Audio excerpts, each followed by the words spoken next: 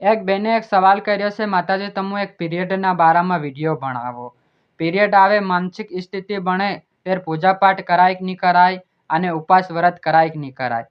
તે કોઈને તે નોર્મલ પીરિયડ આવે, પણ કોઈને તે જહેરી કઠિન આવે, જહેરી દર્દ થાય અને પૂરો શરીર એકદમ કમજોર થઈ જાય. હેવી સ્થિતિમાં તેની હારું એવા નિયમ આલ્યા કે સ્વયંના શરીરની દેખભાળ કરે, સ્વયંના શરીરની અસલ દેખભાળ કરે ને અસલ હાસવીને રાખે. તેની હારું આ એવા નિયમ છે.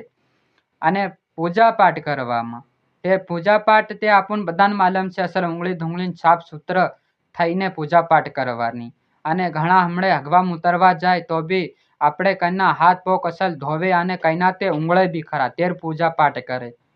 એ તો આપણને બધાને ખબર છે. અને આપણું પૂજા પાઠમાં બેહી તે એટલી વાતે આપણને હગવા મુતરવાનું બી આપણું રોકી શકીએ અને એટલા 1-2 ઘંટામાં હગવા મુતરવાનું બી નહીં આવે.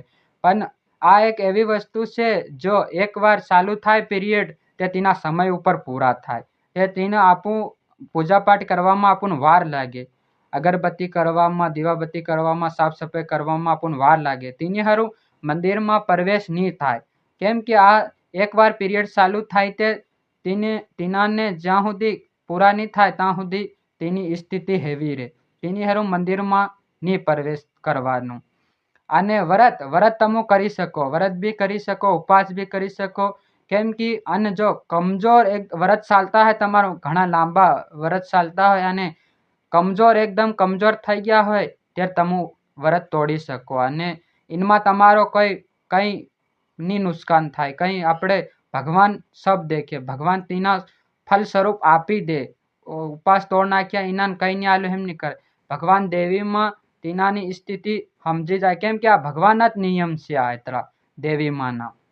અને મનમાં પ્રાર્થના કરવાની અને એક માં દેવીમાનું એક સ્વરૂપ છે કામાખ્યા માં, તેના નામના જાપ કરવાના.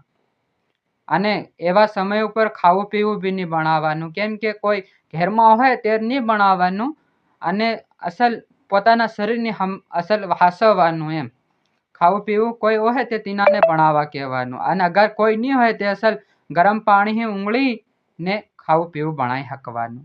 અને પીરિયડના સમયમાં માથું નહીં ધોવાનું.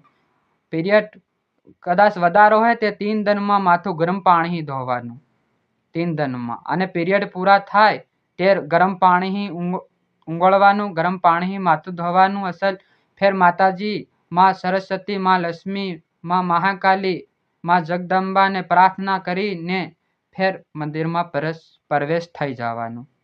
આ એટલા નિયમ છે અને આ એટલું કારણ છે. સમજ પડી ગઈ હોય તો આ વિડીયો બધી બહેનોને શેર કરો અને આપણે આ આઈડીને ફોલો જરૂર કરો. આદિવાસી ભક્તિ જ્ઞાનમાં કદાચ જોડાવવું હોય તમને બહેનોને તે આ નંબર પર ફોન કરજો. જય માતાજી, જય જોહાર.